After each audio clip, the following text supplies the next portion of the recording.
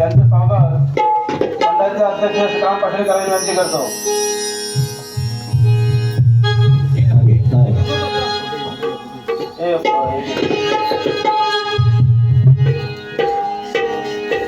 सर्वांनी टाळ्या वाजवा.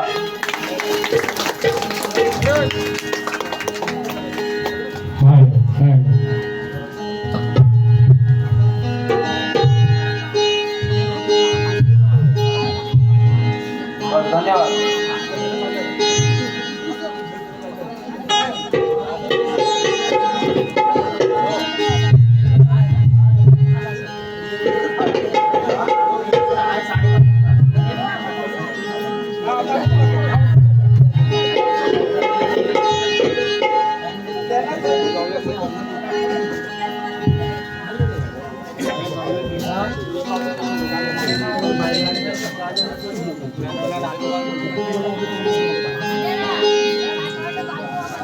हो हो बाजूच होतो.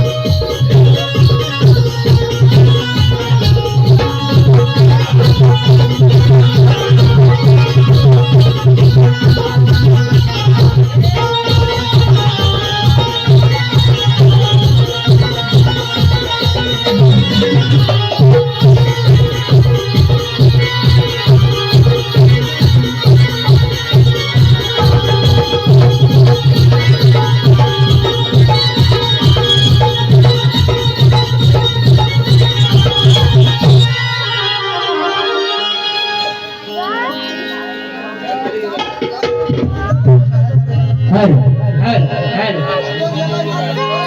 सर्वांना आवाज पोहोचतोय ना? तुमच्यासाठी चालूय, तुमच्या मनोरंजनासाठी चालूय म्हणून आवाज पोहोचतोय ना? म्हणून तुम्हारे पीछो मी काया धरा मजवर ती छाया मिलवीन तुमची माया लागलो मी तुमच्या पाया लागलो मी तुमच्या पाया लागलो मी तुमच्या पाया आलो घेऊन या खेळ जातीचा रणी कोकणच्या याच मातीचा आलो घेऊन या खेळ जातीचा रणी कोकणच्या याच मातीचा सुस्वागतम सुस्वागतम सुस्वागतम मर्यादा पुरुषोत्तम एक पत्नी आज्ञा प्रभू श्री रामचंद्रांच्या चरणी साष्टांग दंडवत देऊन नटराज नटेश्वराला रंगदेवता रंगभूमीला त्रिवार अभिवादन करून सुखकर्ता आणि विघ्नहर्ताच्या गणरायाच्या चरणी नतमस्तक होऊन रसिक हो इतिहासाच्या बाणावर रयतेच्या मनावर इतिहासाच्या बाणावर रयतेच्या मनावर मातीच्या कणावर आणि विश्वासाच्या प्रमाणावर अधिराज्य गाजविणारा राजा म्हणजे हीच आता महामेरू बहुत जनाचे आधारू अखंड स्थितीचा निर्धारू श्रीमंत योगी नीतिवंत ध्येयवंत पुण्यवंत वारवंत खेळवंत तो ब्राह्मण प्रतिपादक हिंदवी स्वराज्याचे संस्थापक छत्रपती शिवाजी महाराज यांच्या चरणी छोट्याच्या शाहिराचा मानाचा मुद्रा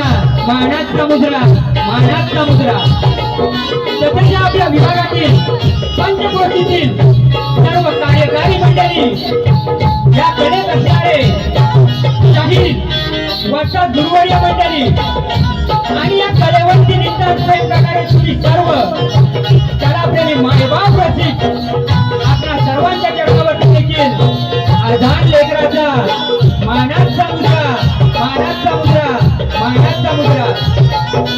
तसेच आपल्या या गावचे आपण सर्व ग्रामस्थ मंडळ आयोजक कोणत्याही ग्रामस्थ आपण आम्हाला इथे कला सादर करण्याची संधी दिली बरोबर आम्ही कलाकार आज झेंडा आपल्या ऋणी राहणार आहोत कला सादर करत असता रसिक हो आणि आमच्या प्रतिस्पर्धी शाहीर वैभवी शेलार यांना देखील शाहिरी मानाचा मुद्रा करतो त्यांनी आपला परिचय करून दिलेला आहे तरी त्यांचे प्रतिस्पर्धी शाहीर म्हणून आम्ही मूळ कवी शंभूराजू घराण्यातील ब्रह्मनिष्ठ गुरुवर्य काशीरामबुवा कुंभार यांचे पटशिष्य गुरुवर्य गोविंद नामदेव महादेव पांडुरंग यांचे शिष्य गुरुवर्य मोडू दिनेश महादेव सुरेश यांचे शिष्य आमचे गुरुवर्य आमचे मार्गदर्शक सूर्यकांतजी गायकवाड यांचे शिष्य आम्ही शाहीर किरण प्रवीण सह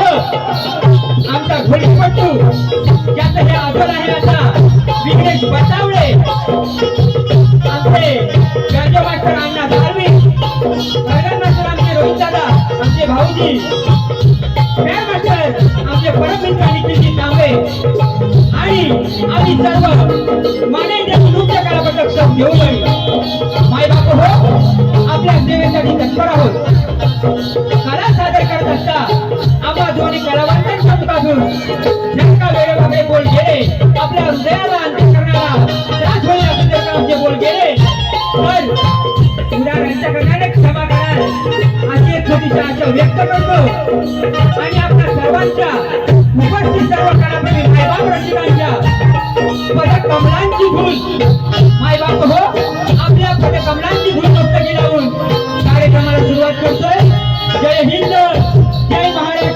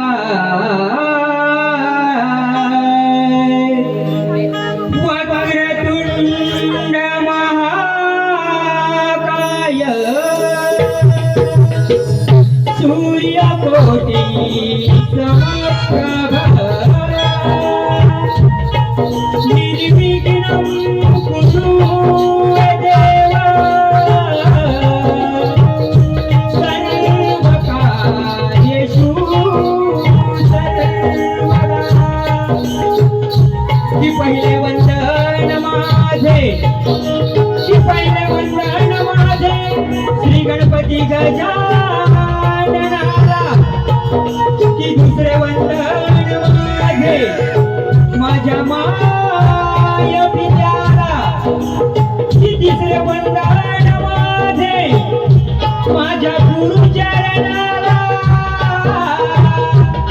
आणि नित्य वंदन माझे जमलेल्या रसिक जनाला.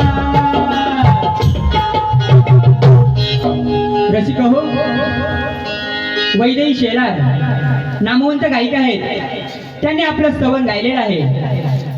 आता आम्ही खूप छान त्यांनी स्तवन गायलेलं आहे, त्याच्याबद्दल काही शंका नाहीये. आम्ही आमचं स्तवन गातोय. रसिका हो, ह्या अखंड भारत देशामध्ये असो, प्रत्येक ठिकाणी असो, ह्या भूतलावरती मोठ्या प्रमाणामध्ये अत्याचार, स्त्रियांवरील बलात्कार, लहान मुलींवरील बलात्कार स्पष्टच बोलतोय मोठ्या प्रमाणात होत आहेत. आणि हे असं कृत्य करणारे जे नराधम आहेत ते आपल्या सर्वांना माहीत आहेत. अशा नराधमांना बंधू हो, कायद्याची सुद्धा भीती वाटत नाही. अत्यंत कोणालाही न घाबरता असे बिनधास्त कृत्य करून वरमान करून या समाजामध्ये वावरत आहेत. म्हणून या समाजाला माझं सांगणं आहे, मायबाप हो, हा किरण शिभण आणि आमचा पूर्ण संच कला सादर करत असता आम्ही ज्ञान आणि मनोरंजन ह्या दोन गोष्टी डोळ्यासमोर ठेवून आम्ही कार्यक्रम करत असतो. तुम्हाला सांगण्याचा भावार्थ एकच की जे असे नराधम आहेत, जे माय मावळ्यांची इज्जत भर रस्त्यावरती लुटत असतात, अशा नराधमांच्या प्रती आपण समाजाने कसं वागलं पाहिजे, आपलं कर्तव्य काय आहे, हे मी आमच्या स्तवनातून सादर करण्याचा एक छोटासा प्रयत्न करतोय. स्तवन कसं आहे? वाढला अत्याचार भूवरी फार, वाढला अत्याचार भूवरी फार, कायद्याच जना नाही डर, कायद्याच जना नाही डर, अशा क्रूर त्या नराधमांना चढवा फासावर. कसं आहे? 1 2 3 स्टार्ट.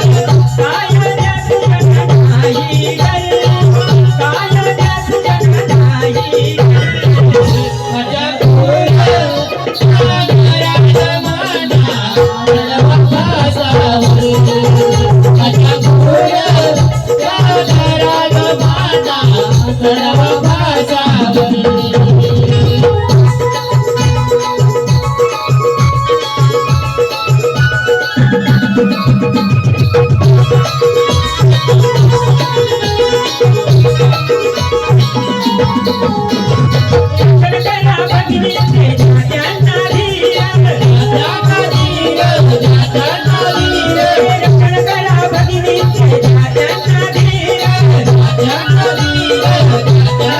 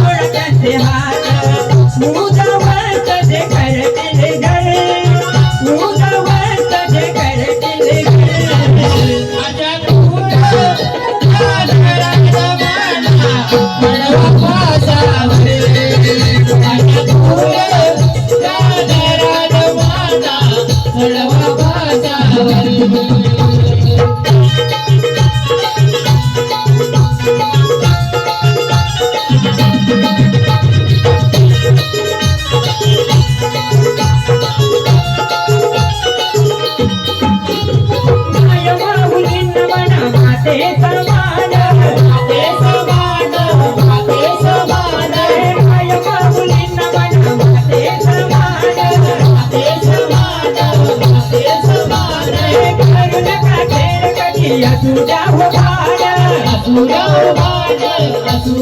भान किरण कवी झाले अनुभवी किरण कवी झाले अनुभवी साला पुढे या तत्वावर साला पुढे या तत्वावर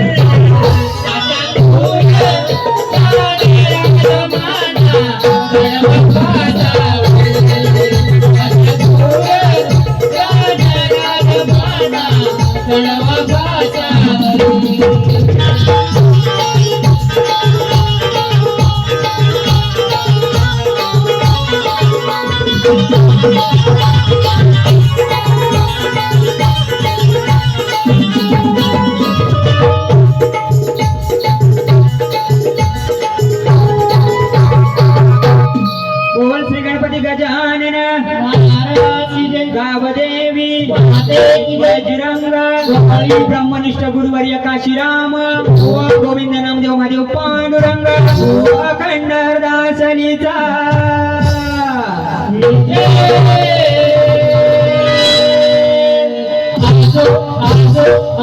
वंदे छत्रपती शिवाजी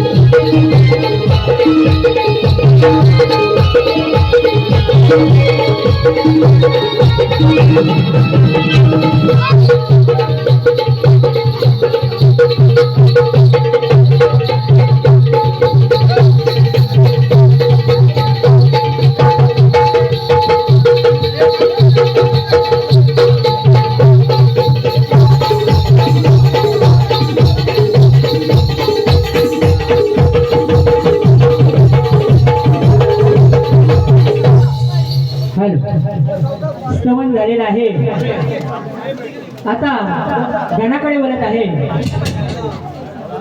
वैदेही शेलार याने खूप छान गण गायलेला आहे. श्री गणरायाचं जो विरह पडलेला आहे म्हणजे गणपती बाप्पा म्हणजे आपण त्यांचं जे आगमन होतं भाद्रपद महिन्यामध्ये किंवा चतुर्थ सणाला तर त्यांची आठवण येत आहे असं त्यांनी गण गायलेलं आहे. आम्ही आमचं गण गात आहोत कारण कोणत्याही शुभ कार्याची सुरुवात ही गणाची आराधना केल्याविना होत नाही. आपल्या सर्वांना ठाऊक आहे प्रथम पूजावा गणपती धन्य ती भारतीय संस्कृती. शेषाच्या शिरावरती श्रीकृष्ण सारथी होऊन गेले कित्येक रती महारथी परंतु या ब्रह्मांडाची सारी सूत्रे त्या माझ्या गणरायाच्या हाती. म्हणून मला काय म्हणायचं आहे या त्रिखंडात गणेशा तुझे नाम गाजे. या त्रिखंडात गणेशा तुझे नाम गाजे की तुला ठाऊक आहे भवितव्य माझे. की तुला ठाऊक आहे भवितव्य माझे आणि सर्वाधी तुझे नाम स्मरण करणे आद्य कर्तव्य माझे. म्हणून काय म्हणायचंय भोला भक्त मी दास तुझा सेवक खास तव भेटीची मजला देवा आहे रे आस. हे लंबोदरा करुणा करा ताराया यावे जना.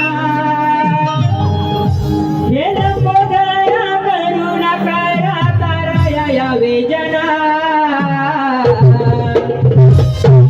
भक्तांचा वाळी तू संकट काली धावून यावे रणा. वैदू यमक वटिका आणि प्रास कोणाला म्हणतात ना. आपण ख्यातनाम गायिका तुम्हाला मी शिकवणं म्हणजे तितकं योग्य नाहीये परंतु तुम्हाला शिकण्याची गरज आहे. कविता त्याच्यामध्ये मर्म कसा असला पाहिजे मर्म कसा साधला जातो दमादमाने एकदा गण झालं सर्व इच्छा तुझी पूर्ण करणार आहे. जी करून गेलीस ना ठेवून माझं शिल्लक ती सर्व करणार आहे. तर लक्ष असू द्या.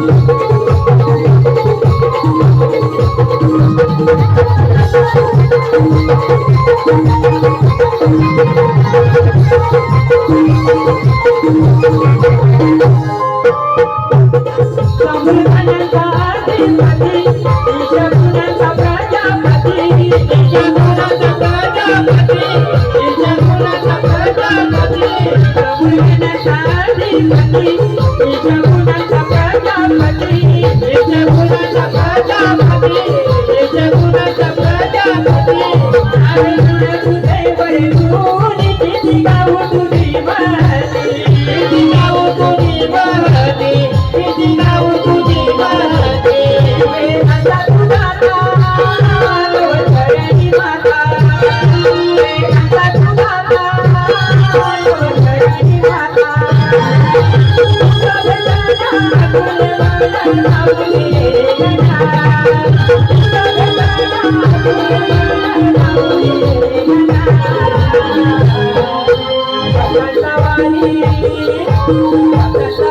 तुझ्या काठाखाली जाऊन यावे रणा.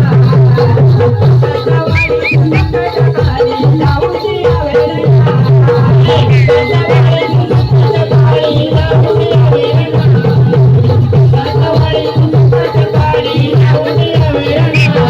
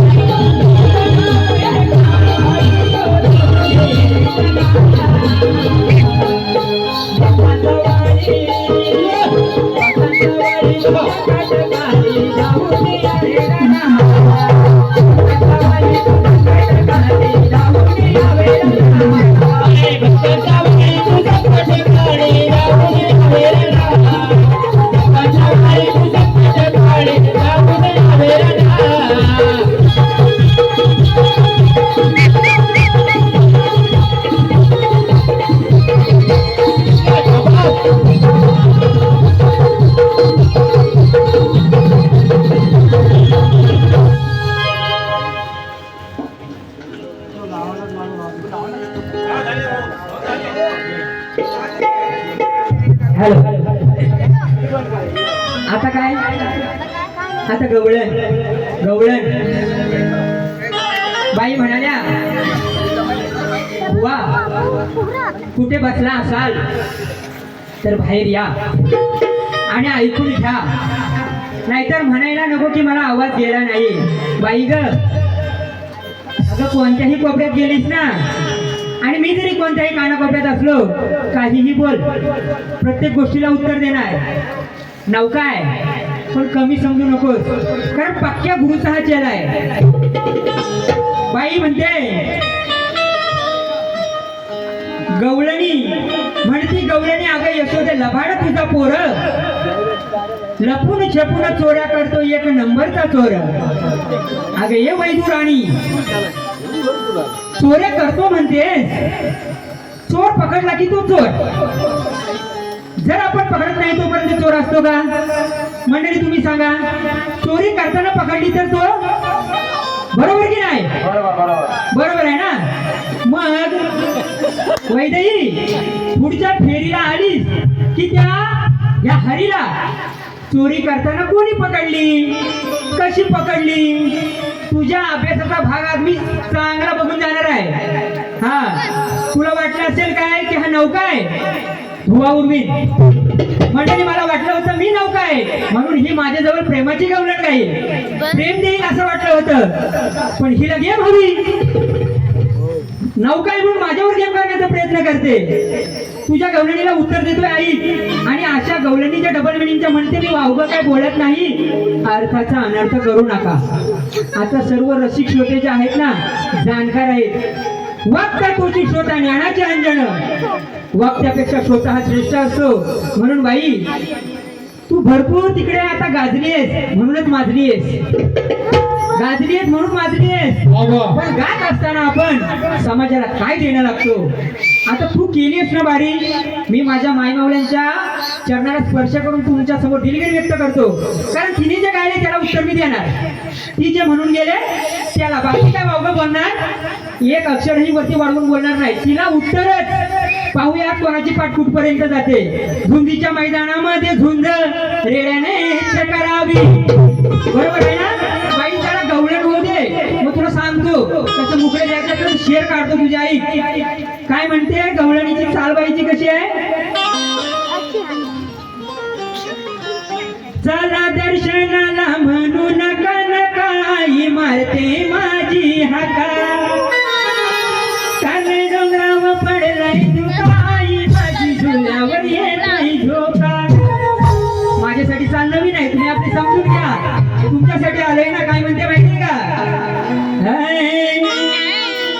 गेल्या यमुनेच्या त्या काठावर वर हात घातला हो चोलीवर बसली उलट्या कलमावर काय म्हणते डाग देईल तुझ्याच तोंडावर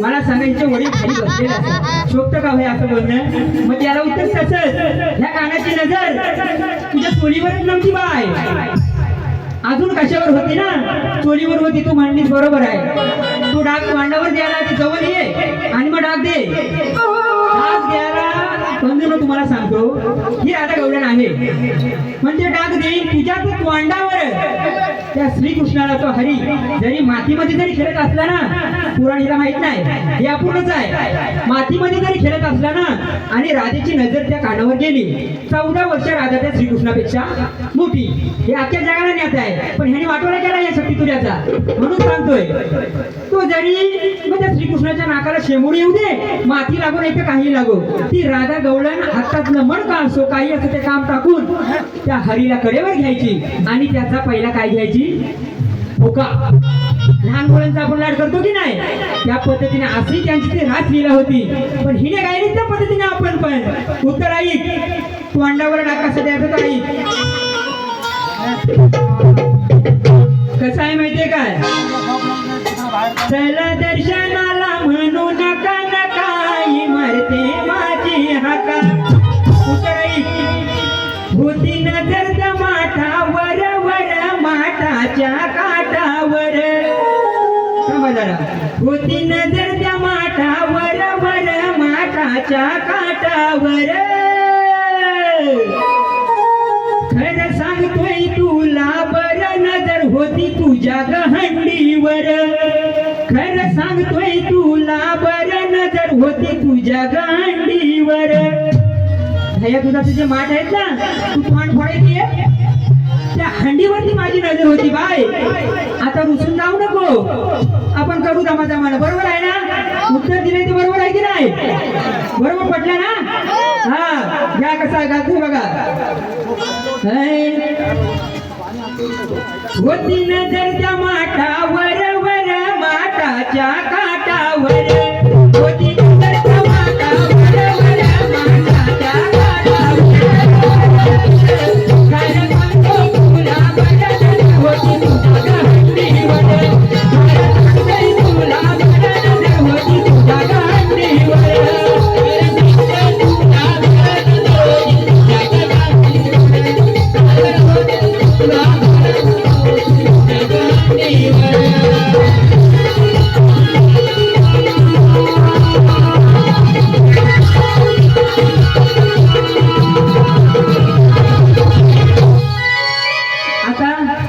आमची गवळण चांगली प्रेमाची गवळण घेऊन आलो होतो माझ्या डोईवर भरली गागर रे माझ्या हृदयाची तुझ गराणी पण हिने गाडी त्या पद्धतीने गावा लागणार ना कसं पाणी काढतो बघा गवळण कशी आहे घडलं काय सांगतो मी हाय आता आत गेलं माझं अर्ध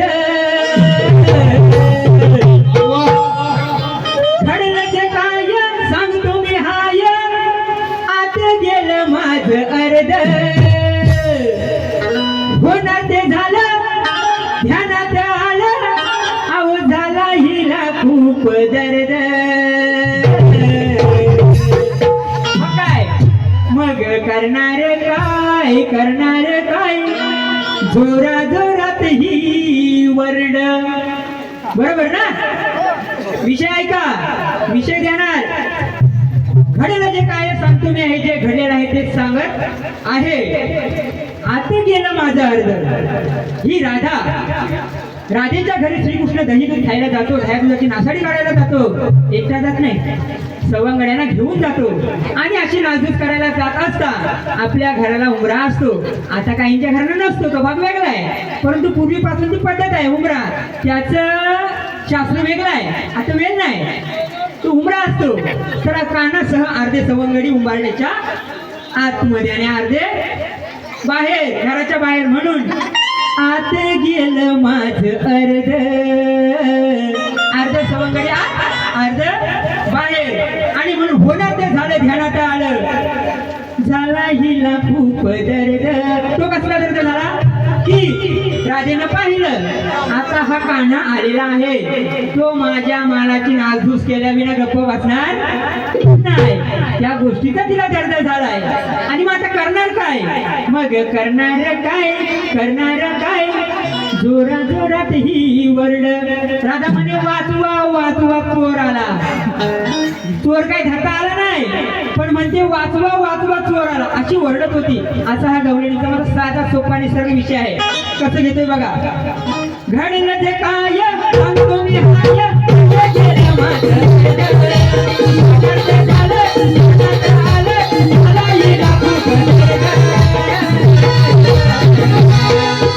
करणार काय जोरा जोरात ही वरड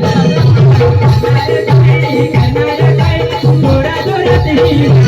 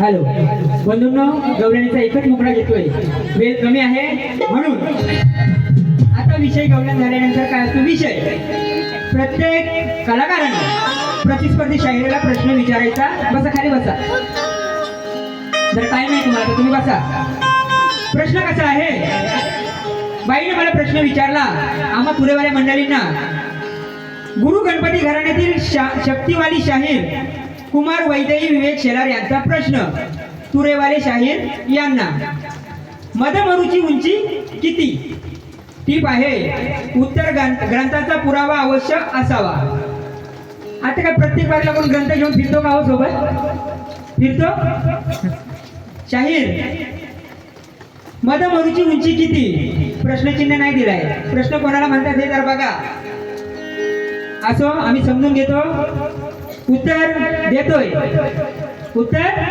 देतोय त्याचा बारकाईने विचार करा आल्यानंतर म्हणाल की उत्तर चुकीचं आहे तुमच्या अंतःकरणाला विचारायचं आहे पुरावा आता माझ्याकडे नाहीये कधी जेव्हा भेटाल पुरावा घेऊन येणार आलं का लक्षात परंतु प्रश्नाचं उत्तर देत असताना प्रत्येक कलाकाराचं वाचन असतं प्रत्येक कलाकार हा शास्त्र पुराणाचा अभ्यास करत असतो 16 शास्त्र 18 पुराणे असे आपल्याला समाजानं आपल्या धर्मानं आपल्याला दिलेले आहे त्यांचं वाचन प्रत्येक जण करत असतो त्या पद्धतीने बुवा तुम्ही म्हणताय मधमरुची उंची किती ती फक्त काय ग्रंथाचा पुरावा असावा बाकी ती नाहीये प्रश्नाला ही बाजू असावी लागते बुवा कसं आहे आपण म्हणतो श्रीराम कोण होता आता एक काय म्हणेल की दशरथ राजाचा पुत्र लक्ष्मणाचा भाऊ सीतेचा पती म्हणून प्रश्नाला बाजू असावी लागते श्रीराम कोण होता असं म्हटलं तर अनेक उत्तरं असतात.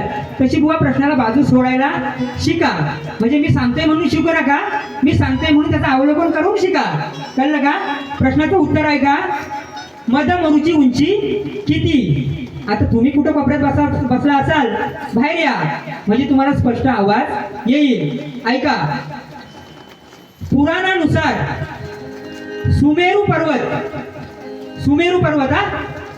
पर्वत हा सृष्टीचा मध्यबिंदू आहे. ही जी सृष्टी आहे ना, या सृष्टीचा, या विश्वाचा मध्यबिंदू आहे सुमेरू पर्वत. त्यालाच मदमरू पर्वत असे म्हणतात.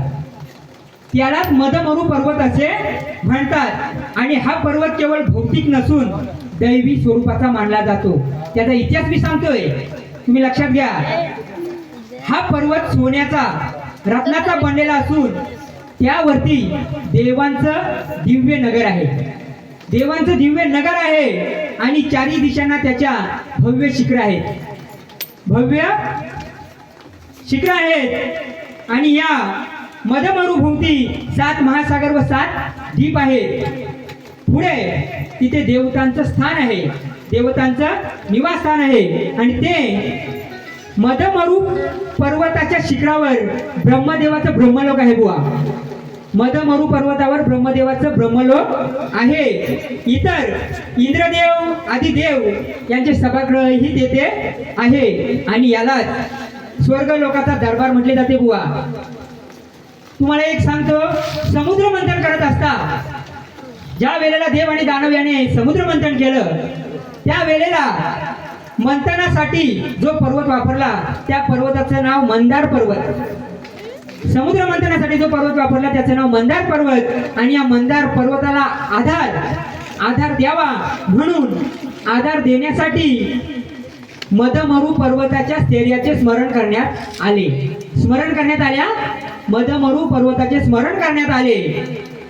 कारण मदमरू पर्वत हा सर्व पर्वतांचा राजा होता. थोडक्यात मदमरू पर्वत म्हणजे धर्म, ज्ञान आणि अध्यात्माचा आधार. बुवांच्या वाचनात असेल, बुवांना ज्ञात असेल, जगाच्या चारही दिशांना प्रकाश पसरवणारा हा मदमरू पर्वत आहे. कारण तो सृष्टीच्या मध्यभागी आहे, म्हणून अखंड जगाला तेथून प्रकाश येत असतो. पुढे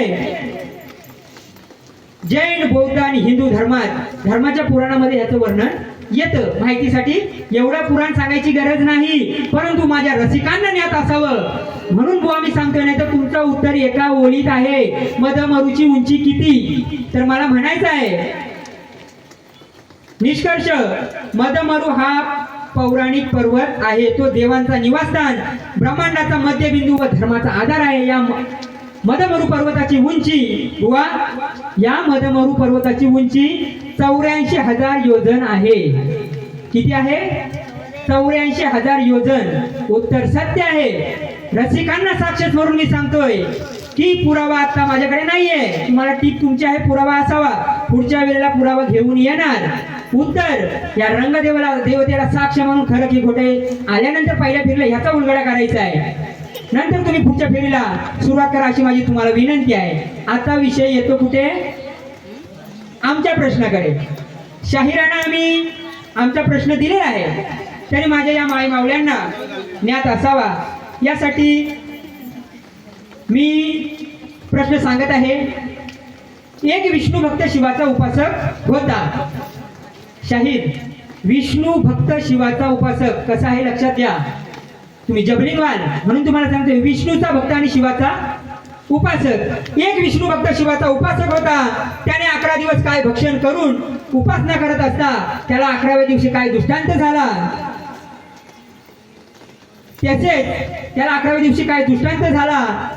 तसेच त्याचे नाव गाव सांगून त्याच्या 4 पुत्रांची नावे आपण सांगायची आहे. शाहीर आमची टीप तुम्हाला मार्ग मोकळाय.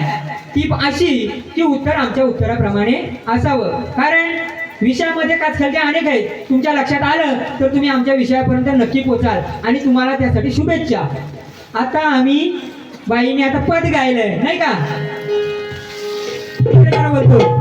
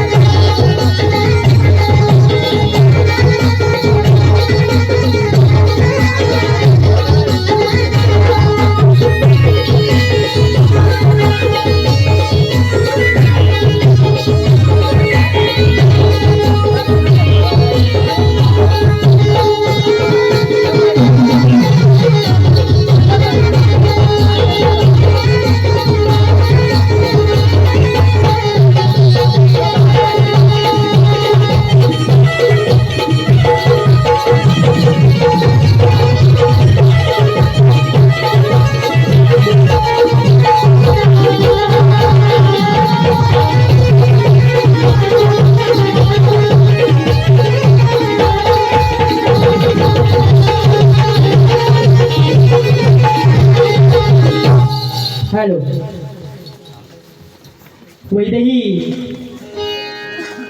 या बाईनं चाल खरोखर खूप सुरेख निवडली पदासाठी. चाल कशी होती?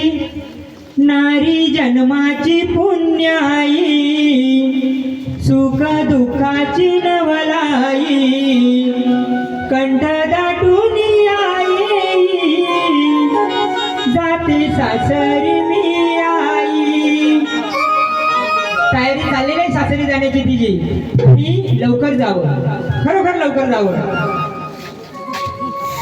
बाईनं पद गायला, असं नाही गायला पाहिजे होतं. शेंडा बुंदा काय नाही, तुम्हाला आता ऐकवतो. काय म्हटली? प्रश्न ओढे संसाराचा गाडा, नाही विचार केला थोडा. असंच ना काहीतरी म्हटली. ओढे संसाराचा गाडा, नाही विचार केला थोडा, पाही नैनाने हा पाडा, दिसे पक्का तुझ वाडा. असंच म्हटली ना? दिसे पक्का तुझा वाडा, तुझा वाडा. पण वर किती जोर द्यायचा तो तिने दिला नाही. आता मी देऊ की नको? तुम्ही सांगा. बाबांनो मला म्हणाय नको आमच्या गावात आला काहीतरी म्हणून गेलं म्हणून. द्यायला हवं ना?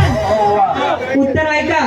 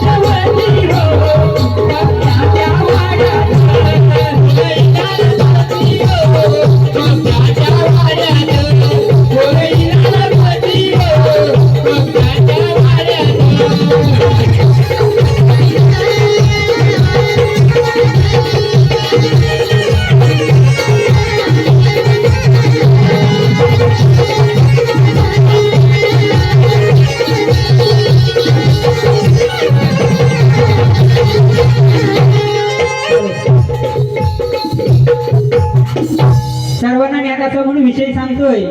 प्रश्न पडला हा कोड्यात,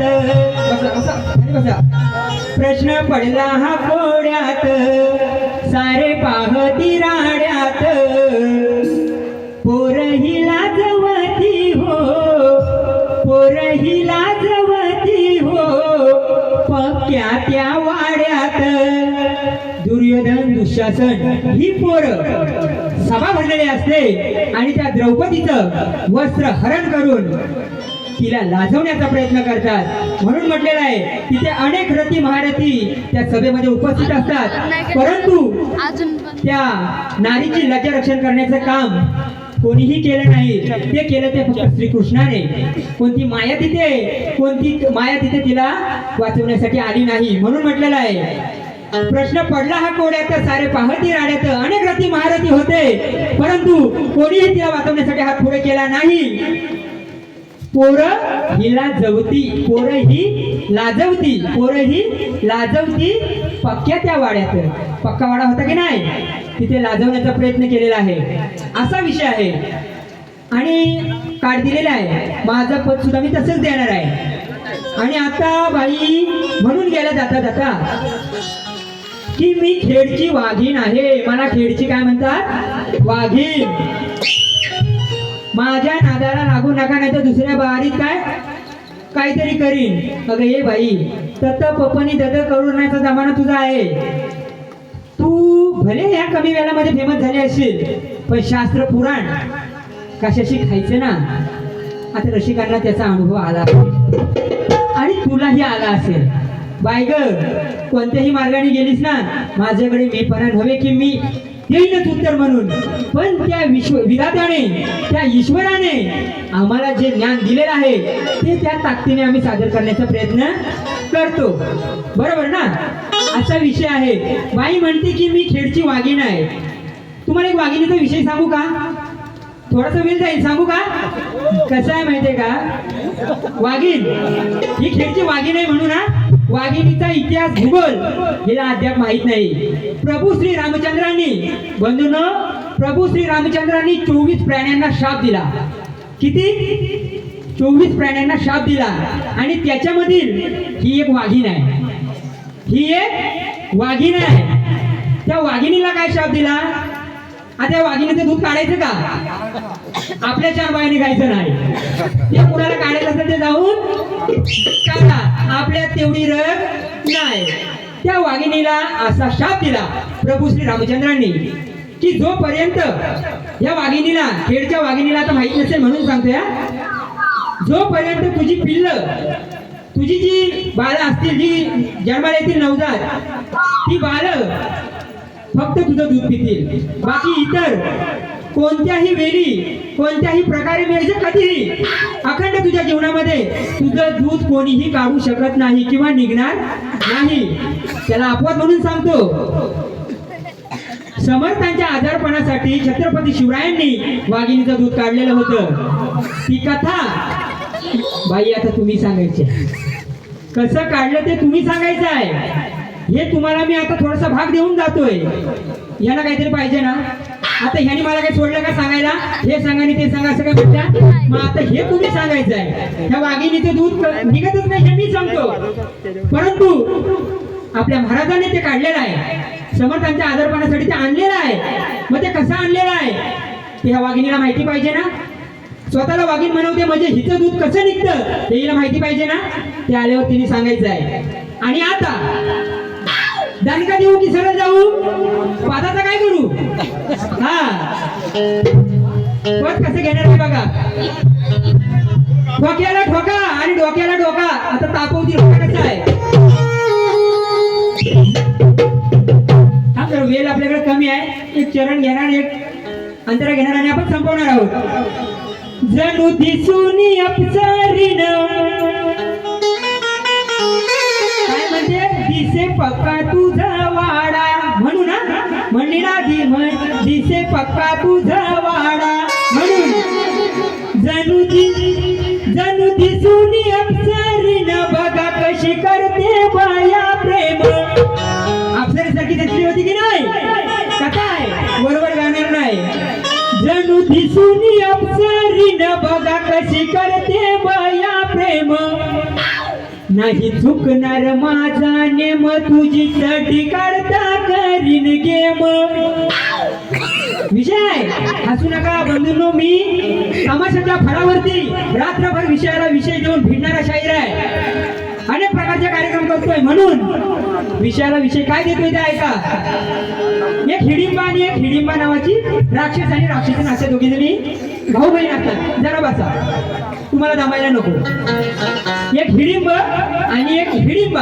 हिडिंबा राक्षस आणि हिडिंबा नावाची राक्षसी असे दोघे जण एका अरण्यामध्ये, एका जंगलामध्ये राहत असतात. आणि राहत असतात त्या अरण्यातून 5 पांडव, ते तुम्हाला माहित आहेत. द्रौपदी तीही तुम्हाला माहित आहे. तर ते त्या अरण्यातून जात असतात. आता हा हिडिंबा आणि हिडिंबा हे उंच पर्वतावर बसलेले असतात. आता हे येत असताना त्यांना दिसतात. तर तो हिडिंबा काय म्हणतो, राक्षस त्या बहिणीला, राक्षसनीला, हिडिंबा नावाच्या राक्षसनीला काय म्हणतो, हे बघ ती 5-6 माणसं येत आहेत, तू त्यांना सहज मारू शकतेस, तू जा.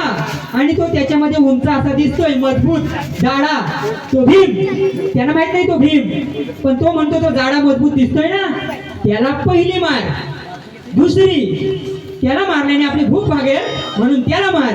आणि खाण्यासाठी चविष्ट पाहिजे म्हणून कवळी, कुळकुळीत ती होती ना त्यांच्या सोबत असणारी द्रौपदी, तर ती कवळी आहे, तिला पण मार. चांगली कवळी आहे, खायला गोड लागल असं म्हणतो.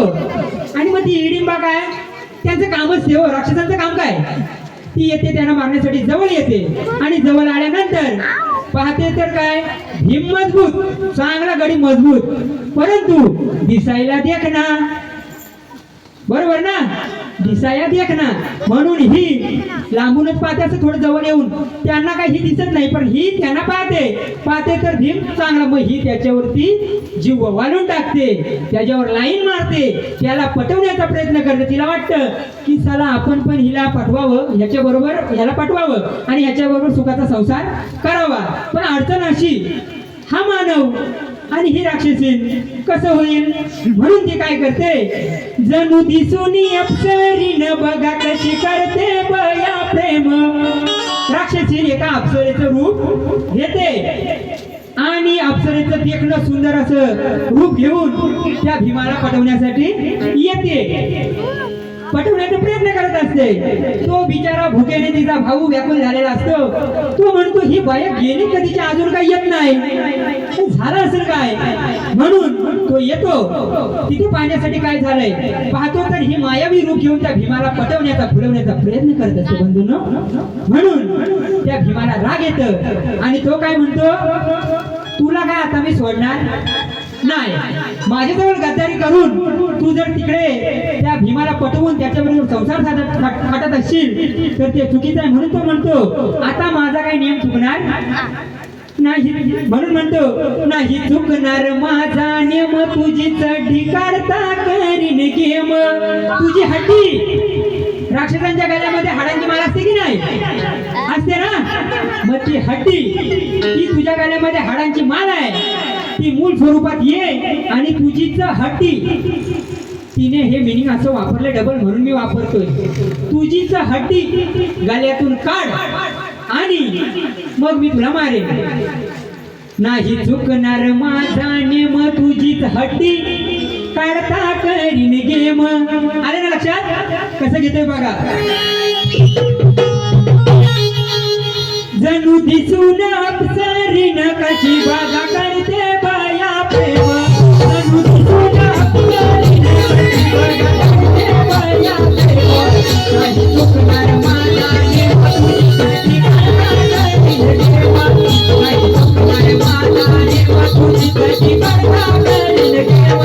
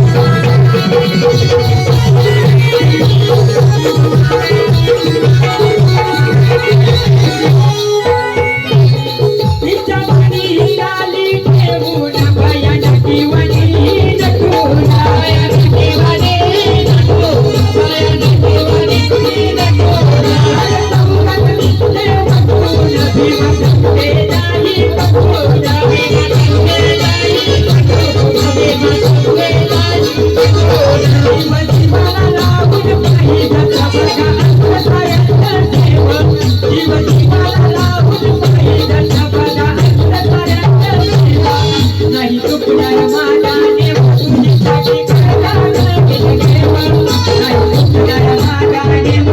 कशी काढता करीन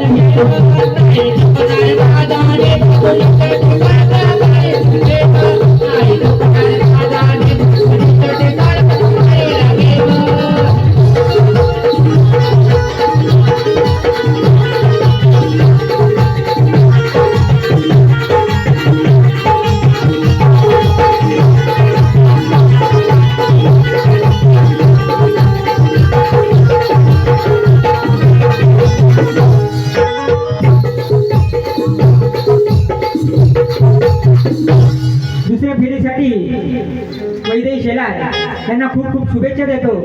बाई, रसिकांना काहीतरी घरी घेऊन जाता येईल असं तात्विक काहीतरी द्याल अशी पुढच्या ह्या फेरीसाठी तरी मी अपेक्षा करतो, जेणेकरून पुढच्या फेरीला मला आल्यानंतर ज्या आता नको ते बोलावं लागलं ते बोलायला भाग पाडू नका. तात्विक द्या, जे लोकांना म्हणजे ज्ञान आणि मनोरंजन या तत्वावरती कार्यक्रम करा, जेणेकरून मला सुद्धा गाताना काहीतरी चांगलं देऊन जाता येईल. तुम्हाला पुढच्या फेरीसाठी शुभेच्छा देतो आणि आमचा कार्यक्रम थांबवतो. जय हिंद, जय महाराष्ट्र. हॅलो हॅलो एक मिनिट. हॅलो काय किरण बुवा एक मिनिट. हो ग्रामस्थ